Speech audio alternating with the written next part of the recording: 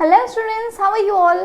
तो मैं अंजलि शर्मा आज आपके लिए आप ही की डिमांड पर लेकर आई हूँ क्लास 11 केमिस्ट्री के चैप्टर 2 स्ट्रक्चर ऑफ एटम का एक बहुत ही important topic and that is quantum numbers. तो मतलब ये टॉपिक तो एक बहुत ही ज़्यादा इंपॉर्टेंट है, लेकिन थोड़ा सा कॉम्प्लेक्स होने की वजह से बच्चे इसमें कंफ्यूज हो जाते हैं, वो इसको अच्छे से समझ नहीं पाते हैं। आप इस वीडियो को लास्ट तक देखोगे, अच्छे से समझोगे, स्टेप बाय स्टेप, आपके पास कॉपी है, पेन है, तो ये टॉपिक आपको कभी भी मुश्किल लगने वाला नहीं है। तो चलिए स्टार्ट करते हैं हम लोग इस टॉपिक को। तो मुझे बताइए, आप सभी ने डी ब्रोगली रिलेशनशिप के बारे में पढ़ा हुआ है। Do you all know about de Broglie's theory? De Broglie ने हमें इक्वेशन दी lambda is equals to h upon m v. और ये जो डी ब्रोगली है, डी ब्रोगली ने हमें ये बताया कि जो इलेक्ट्रॉन है, इलेक्ट्रॉन एक वेव की तरह बिहेव करता है। तो मतलब देखो कितनी उस समय में ये बात कितनी ही ज्यादा अजीब थी। इलेक्ट्रॉन जिसे कि पार्टिकल माना जाता था, बोहर ने अपने मॉडल में उसको पार्टिकल की तरह दिखाया, और जो रदरफोर्ड है उसने उसको पार्टिकल की तरह दिखाया। ठीक है, इतने बड़े बड़े साइंटिस्ट जो कि इलेक्ट्रॉन को पार्टिकल की तरह दर्शा रहे हैं अपने मॉडल में, तो एकदम से स्टन हो गया ना सब कुछ, एकदम से सब सुन रह गए कि अच्छा इलेक्ट्रॉन एक वेव है। डी ब्रोगली का कंसेप्ट हो गया, हाइजेनबर्ग्स अनसर्टेनिटी प्रिंसिपल हो गया, इन सभी ने यही बात हमें बताई कि जो इलेक्ट्रॉन है, इलेक्ट्रॉन एक वेव है। तो इसके इसी बिहेवियर को एक्सप्लेन करने के लिए हमारे पास आया wave mechanical model of atom. हमारे पास क्या आया? Wave mechanical model of atom, जिसे कि क्वांटम मैकेनिकल मॉडल भी कहा जाता है। वेव मैकेनिकल मॉडल को और क्या बोलते हैं? Quantum mechanical model of an atom. मतलब जो पहले हमारे पास मॉडल्स आ चुके थे एटम के, रदरफोर्ड का मॉडल हो गया, बोहर का मॉडल जिसमें उसने बोला था ना कि हमारे पास एक न्यूक्लियस रहता है, पॉजिटिवली चार्ज रीजन, और जो इलेक्ट्रॉन्स है उसके सराउंडिंग में सर्कुलर पाथ्स में रिवॉल्व करते हैं, उसने ऑर्बिट का कंसेप्ट दिया था। मतलब जो हमारे पास बोहर है, बोहर ने ये बोल दिया कि ये तो इलेक्ट्रॉन है, वो तो पार्टिकल है, उसका पोजीशन, उसका वेलोसिटी आप एक्यूरेटली बता सकते हो। लेकिन जब भी हमारे पास हाइजेनबर्ग का अनसर्टेनिटी प्रिंसिपल आया, उसने कहा नहीं, ये इलेक्ट्रॉन जो है ये एक वेव भी है, और इलेक्ट्रॉन का आप मोमेंटम और इलेक्ट्रॉन का पोजीशन और वेलोसिटी दोनों ही साइमल्टेनियसली नहीं बता सकते हो। तो मतलब यहाँ पे ये दो चीजें एकदम कॉन्ट्राडिक्टरी हो गई ना एक दूसरे के।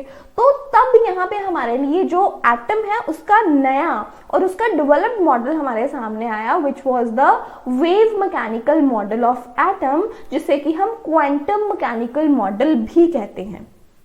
अब देखिए, अब हमने ये तो सुना था लाइट वेव है, ठीक है, साउंड वेव है, ठीक है, लेकिन इलेक्ट्रॉन वेव है, अरे इसका तो हमें पता ही नहीं था। और जो डी ब्रोगली है, इसने हमें एक नया ही कंसेप्ट दे दिया मैटर वेव्स का। ठीक है, तो ये सारी चीजें जो है मतलब धीरे धीरे धीरे थोड़ी और कम्प्लेक्स होती चली गई। ठीक है, उस टाइम पे लाइट के बारे में पता था, लाइट की इक्वेशन बन चुकी थी, साउंड के बारे में पता, साउंड वेव है, उसकी इक्वेशन हमें मालूम थी, लेकिन इलेक्ट्रॉन वेव है और उसकी इक्वेशन, इसके बारे में तो हमें कुछ पता ही नहीं था। तो उस समय के बहुत ही महान साइंटिस्ट एडविन श्रोडिंगर ने क्या किया, हमारे लिए इलेक्ट्रॉन की जो इक्वेशन है, इलेक्ट्रॉन की जो वेव है, उसकी इक्वेशन बता दी उन्होंने हमें। मतलब उस टाइम पे ऐसा कुछ नहीं था, नहीं माना जा रहा था कि इलेक्ट्रॉन एक वेव है, और एडविन श्रोडिंगर ने बिल्कुल हमें इस इलेक्ट्रॉन की जो वेव है उसकी इक्वेशन दे दी, जिसे कहा गया श्रोडिंगर्स वेव इक्वेशन। अनडाउटेडली आपको इसका कोई डेरिवेशन नहीं करना है, कुछ ज्यादा टेंशन लेने की बात नहीं है श्रोडिंगर वेव इक्वेशन के बारे में, लेकिन बहुत इंपॉर्टेंट पॉइंट है समझने के लिए। तो हमें आएगा ना कि जब भी ये बात चली कि इलेक्ट्रॉन वेव है, उस टाइम पे हमारे पास एक मॉडल आ गया, वेव मैकेनिकल मॉडल और द क्वांटम मैकेनिकल मॉडल, और हमारे पास इलेक्ट्रॉन वेव का इक्वेशन भी आ गया। किसने दिया? एडविन श्रोडिंगर ने। क्या था वो इक्वेशन? है curly square psi upon curly x square plus curly square psi upon curly y square plus curly square psi upon curly z square plus 8 pi square m upon h square e minus v psi equals to 0। Equation आपको बहुत ही ज़्यादा typical लगेगी, लेकिन इसके बारे में इतना ज़्यादा वरी करने की ज़रूरत नहीं है, आपको इसका कुछ डेरिवेशन वगैरह नहीं करना है, यू डोंट नीड इट, लेकिन हाँ समझने के लिए ज़रूरी है। तो ठीक है, हमारे पास जो श्रोडिंजर है, अर्विन श्रोडिंजर, उन्होंने इलेक्ट्रॉन वेव का इक्वेशन हमें दे दिया जिसको कह दिया गया श्रोडिंजर्स वेव इक्वेशन। अब जब भी हम लोग इस श्रोडिंजर वेव इक्वेशन, अब देखिए यहाँ पे जो साई है, साई का हम लोगों को ज्यादा जरूरत नहीं है, यस ऑफ कोर्स इसका कुछ ना कुछ मीनिंग है, लेकिन आप लोगों के लेवल तक नहीं है। आपको ये देखना है कि जो साई स्क्वायर रहता है, साई स्क्वायर हमारे पास होता है प्रोबेबिलिटी ऑफ फाइंडिंग इलेक्ट्रॉन। देखो बेटा, हमारे पास आया था हीजनबर्ग्स अनसर्टेनिटी प्रिंसिपल, जिसने हमें ये चीज बोली कि जो इलेक्ट्रॉन है, इलेक्ट्रॉन का आप पोजीशन और वेलोसिटी, या कह लीजिए पोजीशन या मोमेंटम, दोनों आप साइड बाय साइड नहीं बता सकते हो, क्योंकि अगर हम लोग इसका पोजीशन फाइंड करना चाहते हैं तो इसका वेलोसिटी चेंज हो जाता है, अगर हम इसका वेलोसिटी फाइंड करना चाहते हैं तो इसका पोजीशन चेंज हो जाता है। तो ये जो दोनों चीजें हैं, पोजीशन एंड वेलोसिटी, इसे आप साइमल्टेनियसली फाइंड नहीं कर सकते हो। मतलब जो इलेक्ट्रॉन है, इलेक्ट्रॉन का एग्जैक्ट पोजीशन बताना अलोंग विद द वेलोसिटी हमारे लिए पॉसिबल नहीं है। जैसे जैसे एवोल्यूशन होता रहा हमारे एटॉमिक थ्योरीज में, ये बात क्लियर होती गई कि जो इलेक्ट्रॉन है, इलेक्ट्रॉन का आप एग्जैक्ट पोजीशन नहीं बता सकते हो, आप वो रीजन बता सकते हो, वो स्पेस बता सकते हो जहां पे इलेक्ट्रॉन के पाए जाने की जो प्रोबेबिलिटी है वो मैक्सिमम है। We can have the maximum probability of finding the electron, but we cannot tell the exact location where an electron could be found. तो मतलब जब भी हम लोग इस श्रोडिंजर वेव इक्वेशन को सॉल्व करते हैं, इसका सॉल्यूशन, ये जो श्रोडिंजर वेव इक्वेशन है, जो इसका सॉल्यूशन है, solution of this Schrödinger wave equation, ये हमें 3 वेरिएबल्स प्रोवाइड करता है। इट प्रोवाइड्स अस 3 वेरिएबल्स, और यही जो 3 वेरिएबल्स हमें श्रोडिंजर वेव इक्वेशन के सॉल्यूशन से मिलते हैं, वही तो 3 हमारे क्वांटम नंबर्स हैं। Otherwise there are 4 quantum numbers, लेकिन 4 में से जो 3 क्वांटम नंबर्स हैं वो हमें कहां से मिलते हैं? श्रोडिंजर वेव इक्वेशन से। तो धीरे धीरे समझ पा रहे हो कंसेप्ट। जैसे आप बहुत छोटी क्लासेस में पढ़ते हो, छोटी क्लासेस में से 9th क्लास में ही आपको रदरफोर्ड का मॉडल आ जाता है, बोहर का मॉडल आ जाता है। वो जो मॉडल्स हैं वो फेल हो गए, क्योंकि उन्होंने एक तरीके से ये कहा, उन्होंने बस वो बहुत ही ज्यादा डिस्क्रीट थे अपने इस चीज को लेकर कि जो इलेक्ट्रॉन है वो पार्टिकल है, इलेक्ट्रॉन का एग्जैक्ट लोकेशन हम लोग बता सकते हैं। लेकिन जैसे जैसे एवोल्यूशन होता गया, हमारे पास नई थ्योरीज आई, हमारे पास क्वांटम मैकेनिकल मॉडल आ गया। वहां पर हीजनबर्ग और डी ब्रोगली की बातें सुनकर ये पता चला कि जो इलेक्ट्रॉन है वो एक वेव है और उसका आप एग्जैक्ट लोकेशन नहीं बता सकते हो। We can have the region where the probability of finding the electron is maximum, but we cannot tell with 100% surety that you are going to get the electron right there. ये चीज है कि हम लोग ये तो बता सकते हैं, वो रीजन हम पता कर सकते हैं जहां पर इलेक्ट्रॉन के पाए जाने की प्रोबेबिलिटी तो मैक्सिमम है, लेकिन एग्जैक्टली वो आपको वही मिलेगा, ये चीज नहीं कही जा सकती। So that was the point, that was the crucial situation कि जब भी ये बात सामने आई कि इलेक्ट्रॉन तो वेव की तरह बिहेव करता है, उस टाइम पर जो लाइफ सेवर बन के आए वो थे श्रोडिंजर, बहुत ही महान साइंटिस्ट, जिन्होंने उस समय में हमें इलेक्ट्रॉन वेव की इक्वेशन प्रोवाइड की, जो मैंने आपके सामने लिखी हुई है। क्या है? Curly square psi upon curly x square plus curly square psi upon curly y square plus curly square psi upon curly z square. देखो ये चीजें क्या है, ये हमें डबल डेरिवेटिव दे रही हैं 3 डायमेंशंस में, x, y एंड z। अब हम बोल रहे हैं ना कि इलेक्ट्रॉन जो है हमें मिलेगा, कहीं भी मिल सकता है स्पेस में, तो मतलब जो स्पेस है हमारा वो तो 3 डायमेंशनल है, x, y, z 3 एक्सिस में है, तो तीनों एक्सिस में इलेक्ट्रॉन के पाए जाने की प्रोबेबिलिटी तो कहीं भी मैक्सिमम हो सकती है। तो ये जो पूरा का पूरा मॉडल था, ये 3 डायमेंशनल व्यू को अपने दिमाग में रखकर चल रहा है। ठीक है। और जब भी इस इक्वेशन को सॉल्व किया जाता है, जो इसका सोल्यूशन लिया जाता है इस श्रोडिंगर वेव इक्वेशन का, उससे हमें 3 वेरिएबल्स मिलते हैं और वो तीनों वेरिएबल्स हमारे क्या है, क्वांटम नंबर्स। तो यहां तक अभी आपको ये तो समझ में आ गया ना कि क्वांटम नंबर्स तीन क्वांटम नंबर्स हमें कहां से मिलते हैं, from the solution of Schrodinger wave equation. Otherwise there are 4 quantum numbers. मतलब जो क्वांटम नंबर्स हैं वो हमें हेल्प करते हैं किसी एटम में इलेक्ट्रॉन को फाइंड करने की प्रोबेबिलिटी के लिए। तो मतलब what we can say, what quantum numbers are, quantum numbers हमारे पास 4 नंबर्स का ऐसा सेट है which give complete information about the electron in an atom। किसी एटम में इलेक्ट्रॉन के बारे में पूरी इंफॉर्मेशन आपको कौन प्रोवाइड कर सकते हैं, 4 नंबर्स। उन्हीं 4 नंबर्स के सेट को क्या कहा जाता है, क्वांटम नंबर्स। अब ये 4 नंबर्स हमारे पास क्या है, सबसे पहले तो हमारे पास है principal quantum number, then we have azimuthal quantum number, इसके बाद है हमारे पास magnetic quantum number and then we have spin quantum number। ये जो पहले 3 क्वांटम नंबर्स हैं, जो पहले 3 क्वांटम नंबर्स है, principal quantum number denoted with n, azimuthal quantum number denoted with L and magnetic quantum number जिसे हम लोग M या फिर ML की तरह नोट करते हैं, डिनोट करते हैं।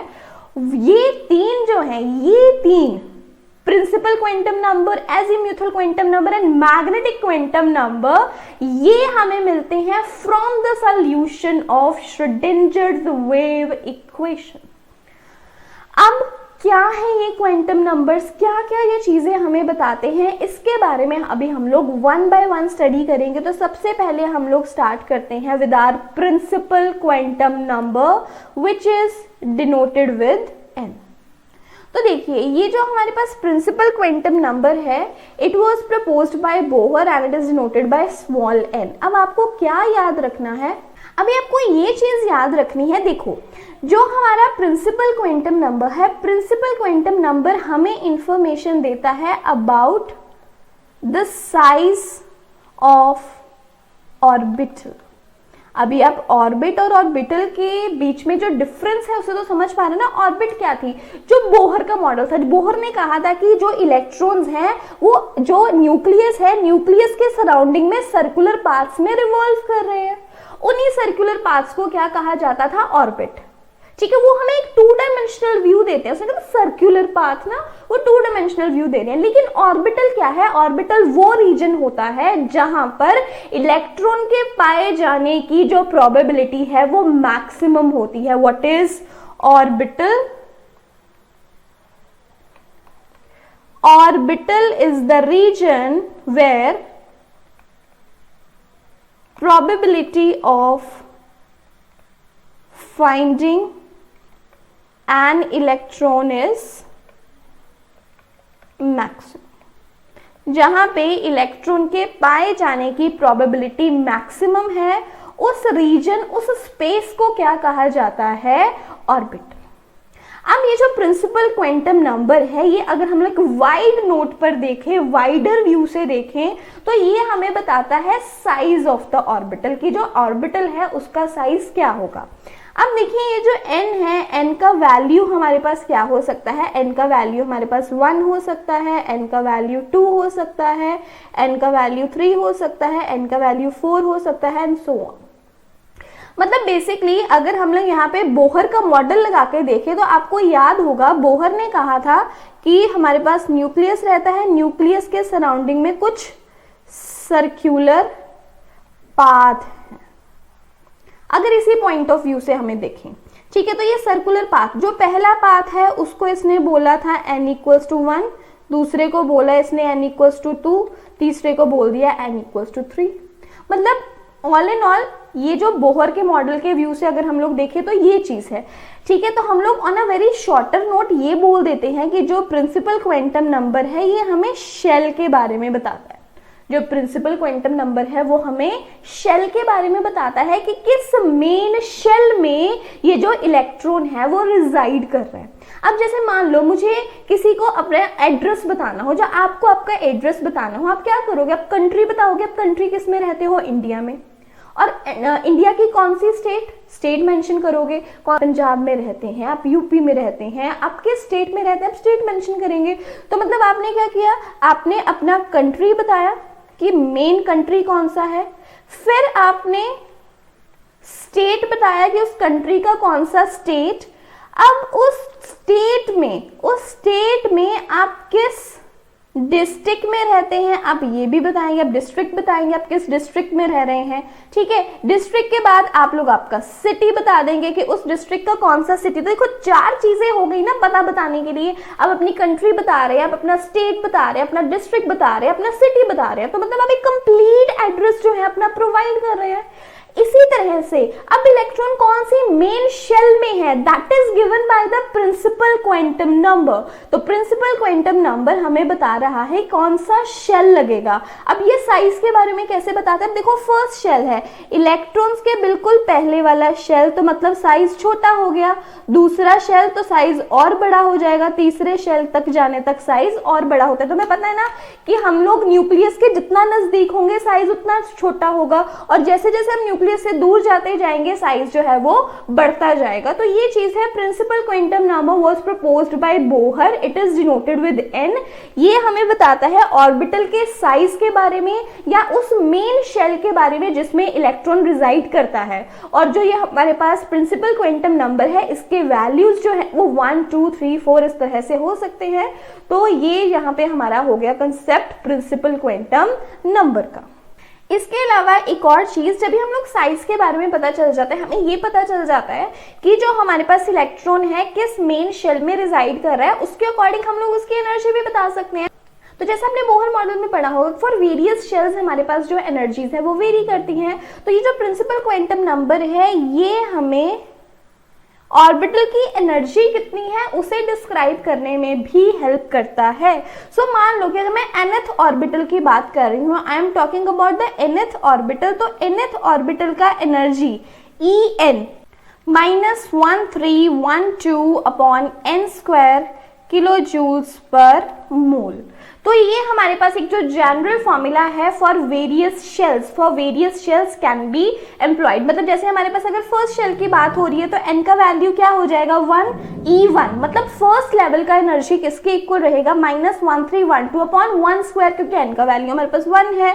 इसी तरह से अगर हम सेकंड शेल की बात करेंगे तो n का वैल्यू 2 हो जाएगा, E2 किसके इक्वल रहेगा -1312 अपॉन 2 स्क्वायर। तो इस तरह से ये जो प्रिंसिपल क्वांटम नंबर है हमें साइज के साथ साथ एनर्जी को भी डिटरमिन करने में हेल्प करता है।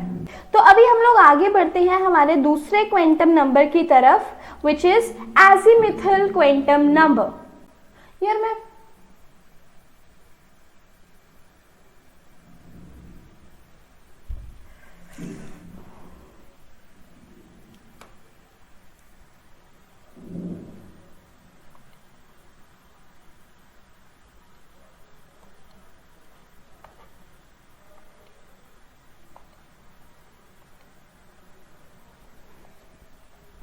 सो एजीमुथल क्वांटम नंबर जो है इसे एंगुलर क्वांटम नंबर भी कहा जाता है। It was proposed by Sommerfeld and it is denoted with a letter small l। आपको ये चीज याद रखनी है। देखिए अभी हमें ये तो पता चल गया कि जो हमें प्रिंसिपल क्वांटम नंबर है वो शेल के बारे में बता रहा था कि कौन सी मेन शेल में जो इलेक्ट्रॉन है वो रिजाइड करेगा। एज पर द शेल उसका साइज और एनर्जी वेरी करेगा। अब हमें पता है, जैसे मैंने अभी आपको बोला कि आप सबसे पहले क्या बताते हो, आप अपना कंट्री बताते हो ना, कंट्री। अब कंट्री के बाद आप क्या बताओगे, आप अपना स्टेट बताओगे, राइट। मतलब आपको शेल के बारे में तो पता चल गया। शेल के बारे में हमें किससे पता चला? With that of principal quantum number. अभी हम लोग स्टेट, मतलब अब देखो कंट्री में क्या है, स्टेट। इसी तरह से मेन शेल में क्या रहेगा, सब शेल। ये चीज इस तरह से याद रखिए कि जो एजीम्यूथल क्वांटम नंबर है, it provides us information about the sub shell in which an electron resides, कि जो इलेक्ट्रॉन किस सब शेल में अब रिजाइड कर रहा है उसके बारे में हमें कौन बताएगा, एजीम्यूथल क्वांटम नंबर। अब आपको क्या याद रखना है, वो सभी इलेक्ट्रॉन्स जिनका n का वैल्यू सेम है, जरूरी नहीं है उन सभी का एनर्जी भी सेम होगा, they could have different energies. तो उसी हिसाब से इनको डिवाइड कर दिया गया सब शेल्स में। अब आपको ये चीज याद रखनी है, जो सब शेल है L, ये किसके इक्वल रहता है, इसका वैल्यू कैसे वेरी करता है, it varies from 0 to n-1।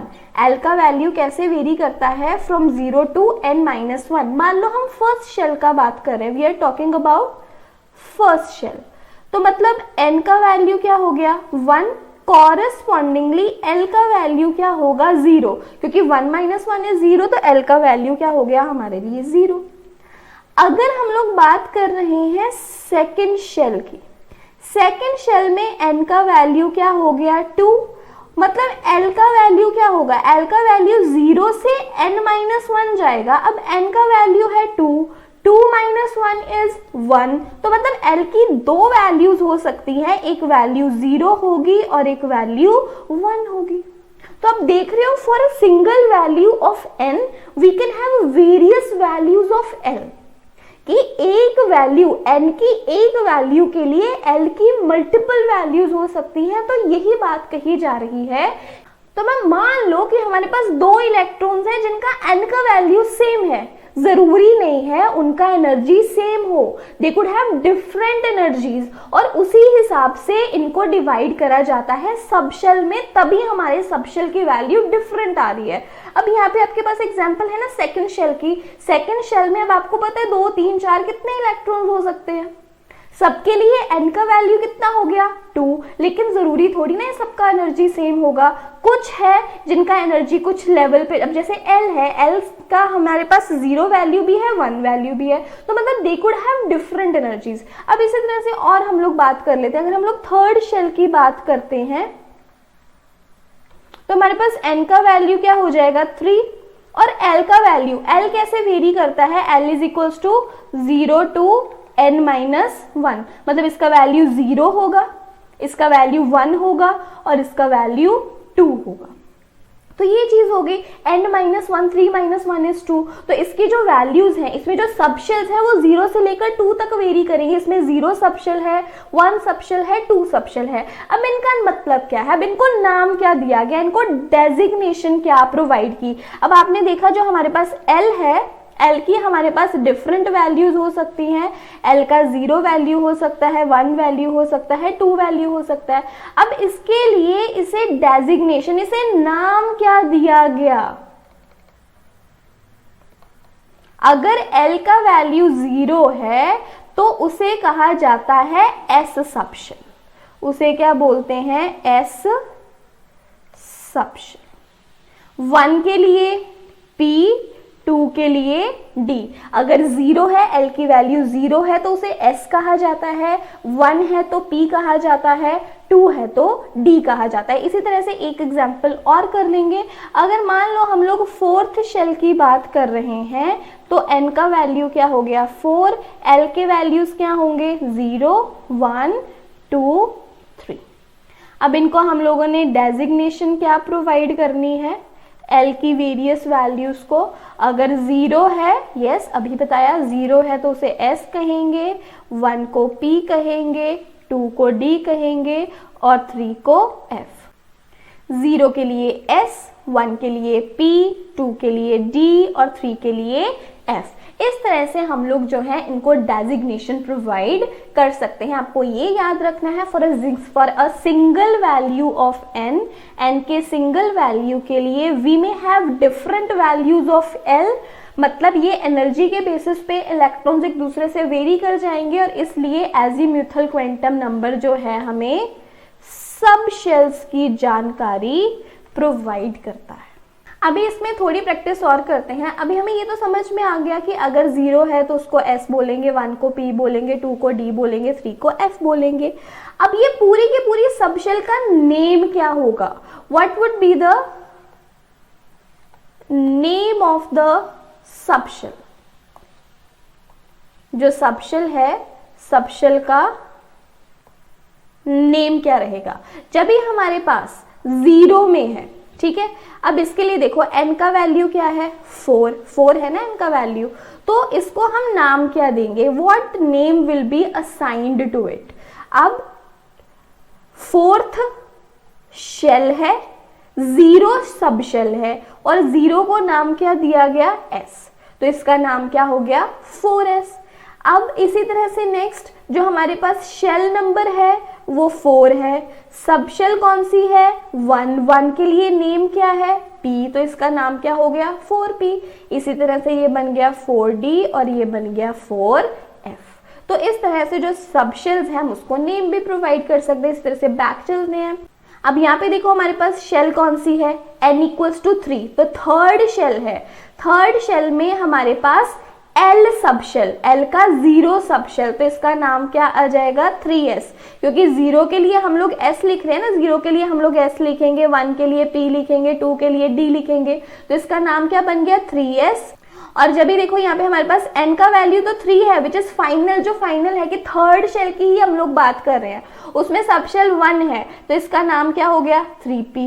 अब इसी तरह से जब हमारे पास सेकेंड सब शेल है तो इसका नाम क्या हो जाएगा? 3d। और एक प्रैक्टिस कर ले। अब जैसे फर्स्ट शेल है, इसके लिए n का वैल्यू 1 और सब शेल इसमें केवल एक ही है और 0 के लिए हम लोग लिखते हैं s, तो इसमें क्या है? 1s।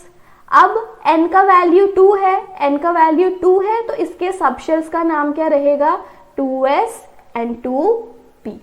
तो एक बार सारा का सारा दोबारा से हम लोग जो है असेंबल कर लेते हैं कि जितना बड़ा है उतना दिमाग में आ जाए।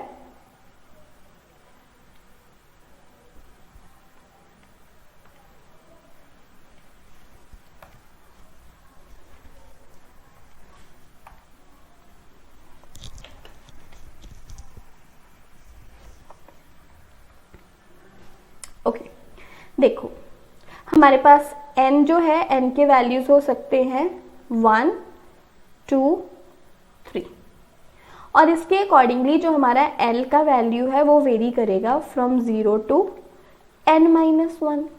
जब n का वैल्यू 1 है तभी हमारे l का वैल्यू क्या रहेगा? 0, क्योंकि 1 - 1 इज 0।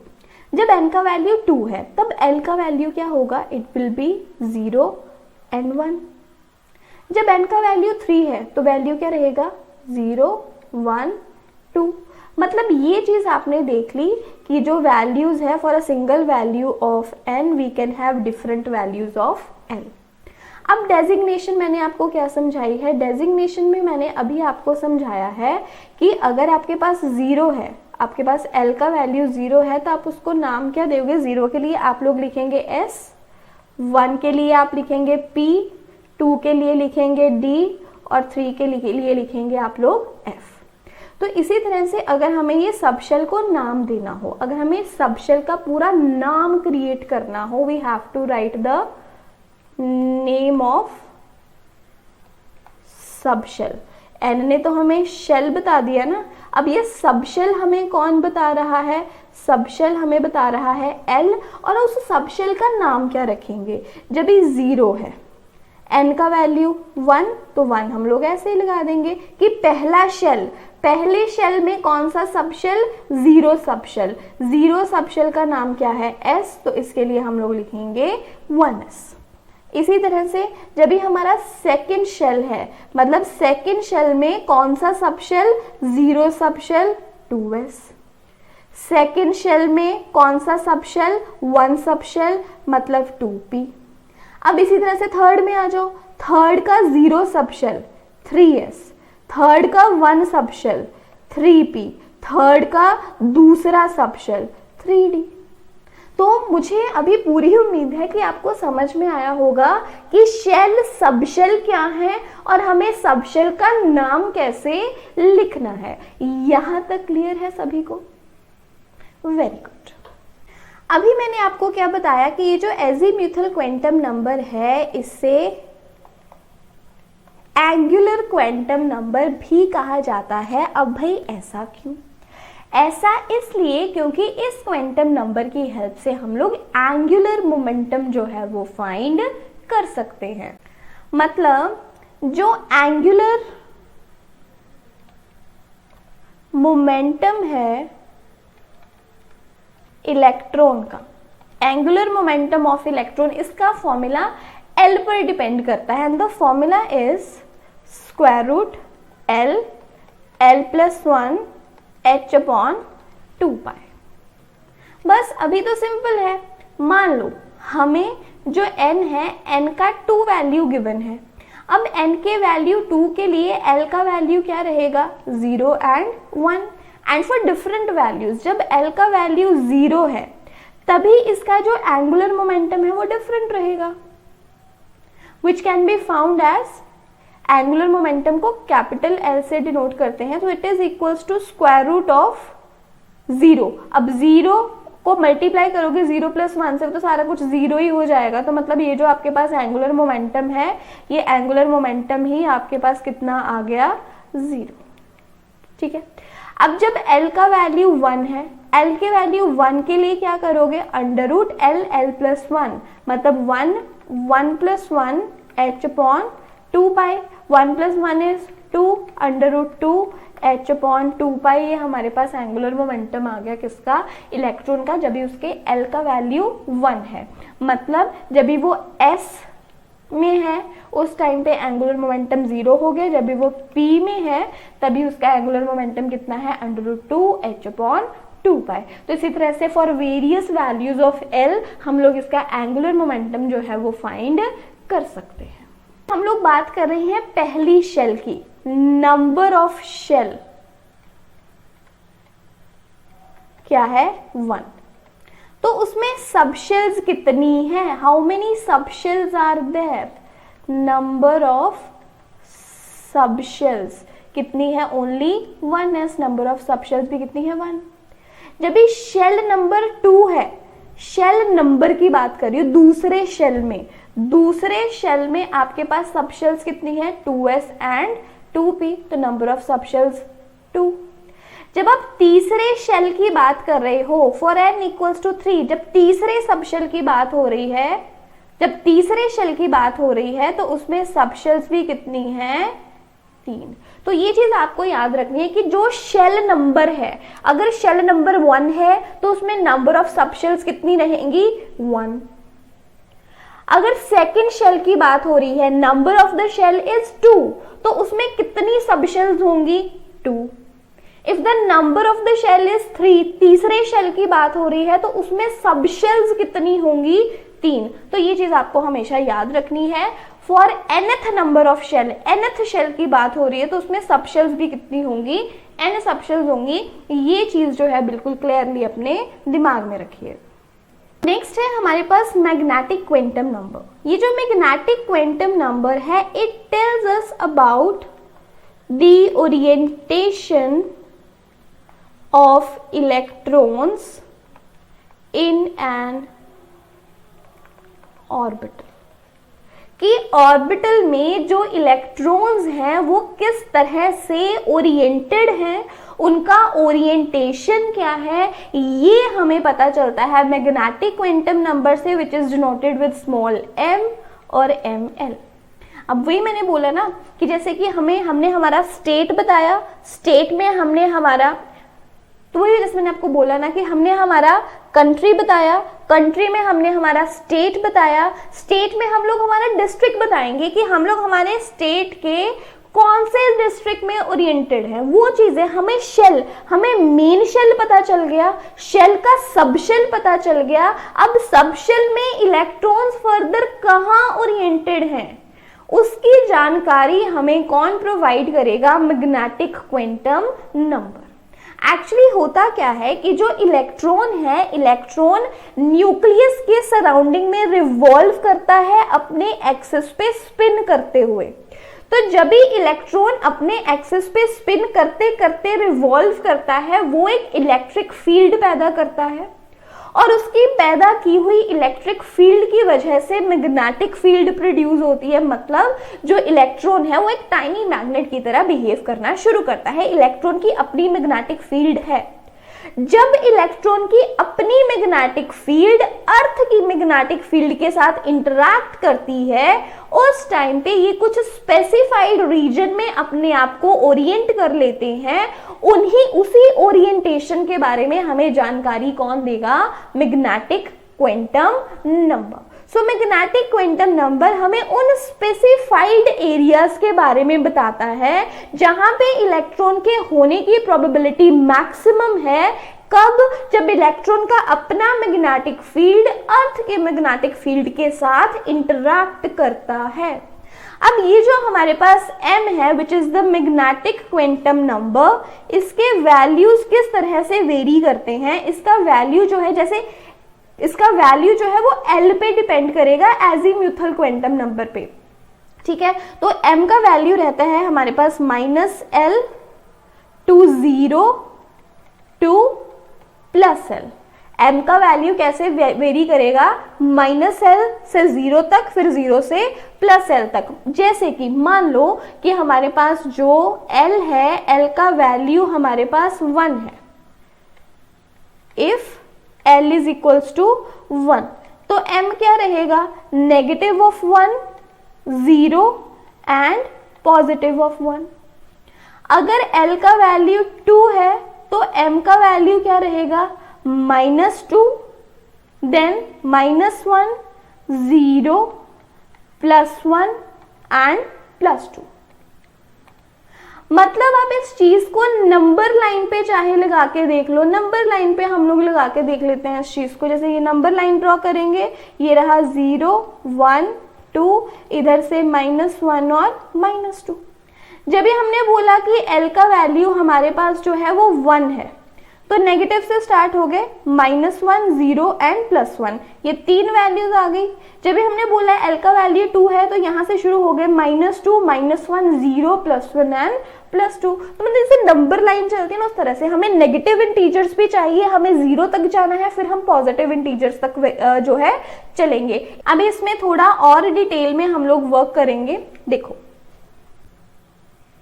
L का वैल्यू हमारे पास 0, 1, 2, 3 ऐसे कुछ भी हो सकता है। और हमने इसको नेम क्या प्रोवाइड किया? अभी क्या नाम दिया था? S0 के लिए हम लोग क्या बोलेंगे? यस, जल्दी से मुझे कमेंट बॉक्स में बताइए। 0 के लिए हम लोग बोलेंगे S, 1 के लिए P, 2 के लिए D और 3 के लिए F। आपके पास बन गया S, P, D and F। अब इसी L के अकॉर्डिंग जो हमारा पूरा का पूरा M है वो वेरी करेगा। m इसी तरह से तो वेरी करेगा। अब m के हमारे पास क्या वैल्यूज हो सकते हैं? फॉर द वैल्यू, जब L 0 है तो m भी क्या होगा? 0। जब L 1 है उस टाइम पे -1, 0, +1। जब L का वैल्यू 2 है, -2, -1, 0, +1 एंड +2। जब 3 है तो -3, -2, -1, 0, +1, +2 एंड +3। अभी आपके माइंड में क्लियर हुआ कि L का जो m है, m का वैल्यू L के साथ कैसे वेरी किया? From -L to 0 to +L। इस तरह से हमने ये जो चीज है उसे लिखा है। तो मतलब जो L था, L ने हमें बताया था सबशेल, M हमें ओरिएंटेशन के बारे में बता रहा है, it is talking about the orbital. अब इसको हम लोग नाम क्या देंगे? What name would be given to these orbitals? जब 0 है, जब हमारे पास S सबशेल है, तो उसके कॉरस्पॉन्डिंग जो ऑर्बिटल भी रहेगी वो रहेगी S ऑर्बिटल। जब हमारे पास P शेल है तो कॉरस्पॉन्डिंग ऑर्बिटल भी क्या रहेगी? P orbital.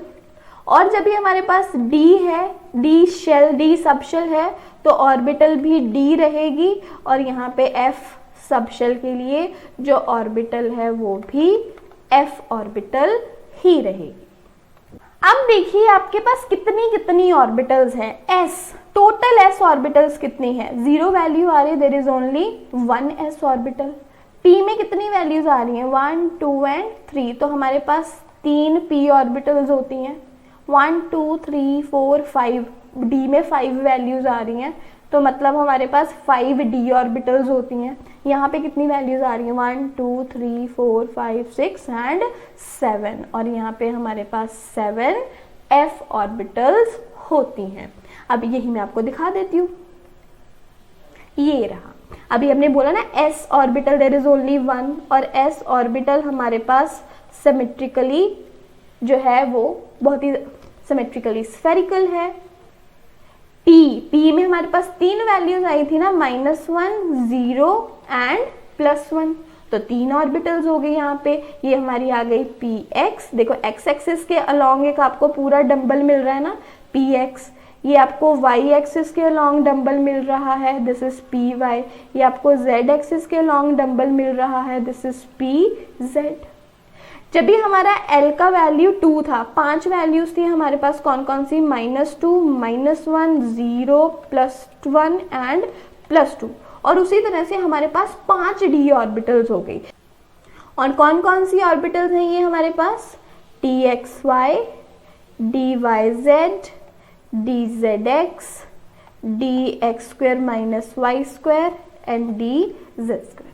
अगर आप चाहते हैं इन ऑर्बिटल्स की शेप बनाना मैं आपको डिटेल में बताऊं तो आप बिल्कुल मुझे कमेंट बॉक्स में बता दीजिए, और मैं इसके लिए आपके लिए एक ऑल न्यू वीडियो जो है पब्लिश कर दूंगी। तो यहाँ से आपको समझ में आया कि हमारे पास जो s ऑर्बिटल है उसमें केवल एक ही ऑर्बिटल है जो कि स्फेरिकल है। p ऑर्बिटल में 3 रहती हैं further, px py and pz, क्योंकि इसकी हमारे पास 3 वैल्यूज थी। और यहाँ पे जब भी हमारे पास L का वैल्यू 2 था, M की 5 वैल्यूज आई थी, -2 -1 0 +1 एंड +2, मतलब हमारे पास D में 5 D ऑर्बिटल्स जो है वो एग्जिस्ट करती हैं as dxy dyz dzx dx² - y² and dz²। तो ये इस तरह से जो मैग्नेटिक क्वांटम नंबर है वो हमें बताता है कि किस रीजन में पर्टिकुलरली जो है आपको मैक्सिमम नंबर ऑफ इलेक्ट्रॉन्स मिलेंगे।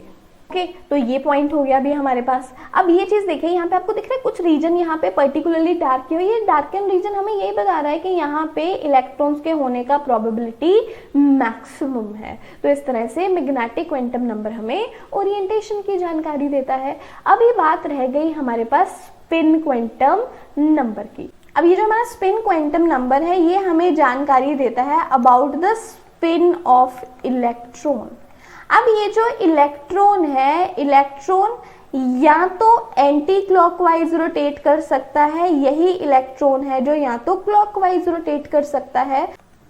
अब देखिए यहाँ पे इलेक्ट्रॉन का जो स्पिन है वो 2 तरह का है, एक तो है एंटी क्लॉकवाइज और एक है क्लॉकवाइज। अब जो स्पिन है वो 2 तरह का है, इसीलिए स्पिन क्वांटम नंबर की भी हमारे पास 2 वैल्यूज रहती हैं, +½ एंड -½ जब भी तो क्लॉकवाइज होता है तो s की वैल्यू रहती है +1/2, जब भी एंटी क्लॉकवाइज रहता है तो s की वैल्यू होती है -1/2। मतलब हमने ये बता दिया ना कि ऑर्बिटल है, ऑर्बिटल में इलेक्ट्रॉन है। अब जो इलेक्ट्रॉन है जहाँ तो क्लॉकवाइज रोटेट करेगा, अगर क्लॉकवाइज है तो उसे अपवर्ड एरो के साथ शो किया जाता है, या फिर ये एंटी क्लॉकवाइज जो है वो रोटेट करेगा, एंटी क्लॉकवाइज के लिए डाउनवर्ड एरो मार्क किया जाता है। और s की यहाँ पर इस तरह से 2 वैल्यूज हो सकती हैं, +½ एंड -½ तो ये था स्पिन क्वांटम नंबर। और इसी तरह से स्पिन क्वांटम नंबर की हेल्प से हम लोग जो है स्पिन मैग्नेटिक मोमेंट भी फाइंड कर सकते हैं, जिसका वैल्यू रहता है हमारे पास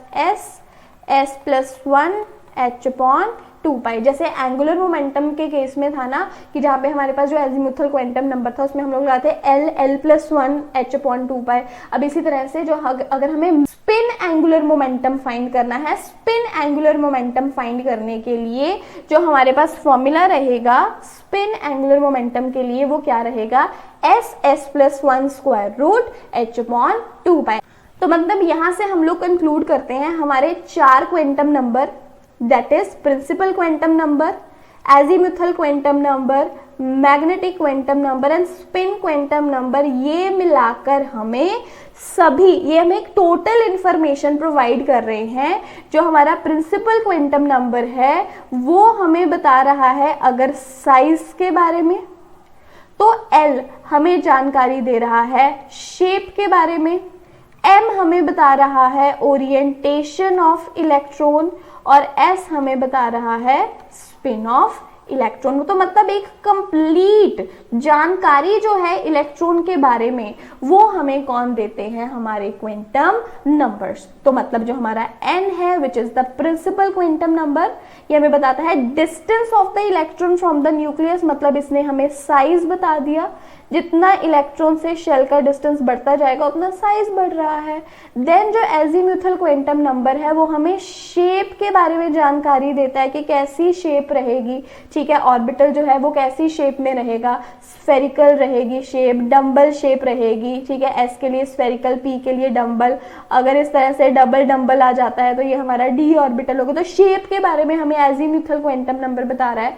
अब जब इलेक्ट्रॉन का मैग्नेटिक फील्ड इंटरैक्ट करता है अर्थ के मैग्नेटिक फील्ड से, तो क्या स्पेशल ओरिएंटेशंस रहेंगी ऑर्बिटल्स की, एक्स एक्सिस के लॉन्ग, वाई एक्सिस के लॉन्ग, जेड एक्सिस के लॉन्ग, मतलब पूरे 3 डायमेंशनल स्पेस में वो पूरे 3 डायमेंशनल स्पेस में वो कहाँ ओरिएंटेड हैं, ये हमें बताएगा मैग्नेटिक क्वांटम नंबर। और स्पिन क्लॉकवाइज है या एंटी क्लॉकवाइज है इलेक्ट्रॉन का, इसकी जानकारी हमें देगा स्पिन क्वांटम नंबर।